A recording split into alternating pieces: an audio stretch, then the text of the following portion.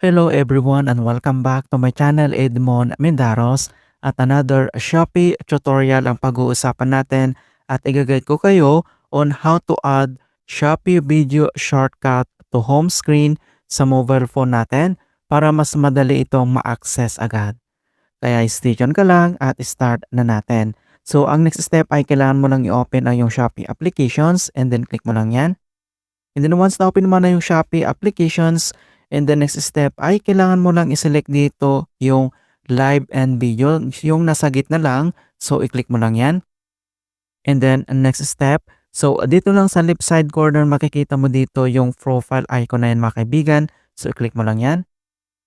Ayan, so makikita mo na dito yung ating Shopee profile sa mga videos natin.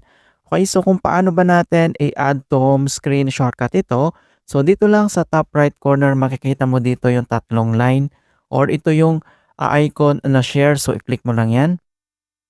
And then dito sa baba ay makikita mo kaagad dito or mag-pop up dito yung notifications na add a video to home screen. Okay, so i-click mo lang dito yung plus sign. So click. Ayan, and then pop up again ito na add to home screen and then click mo lang dito yung add. And then click mo lang dito yung got it. Ayan, and then check lang natin kung talagang na-add na siya and then back lang tayo. And then ito na siya mga kaibigan. Okay, so automatic na na-add na dito yung ating Shopee video. And then click mo lang yan, check natin, and then ito na siya. Alright, so ganun lang po kasimple kung paano natin i-add ang video shortcut sa ating mobile phone home screen ang Shopee.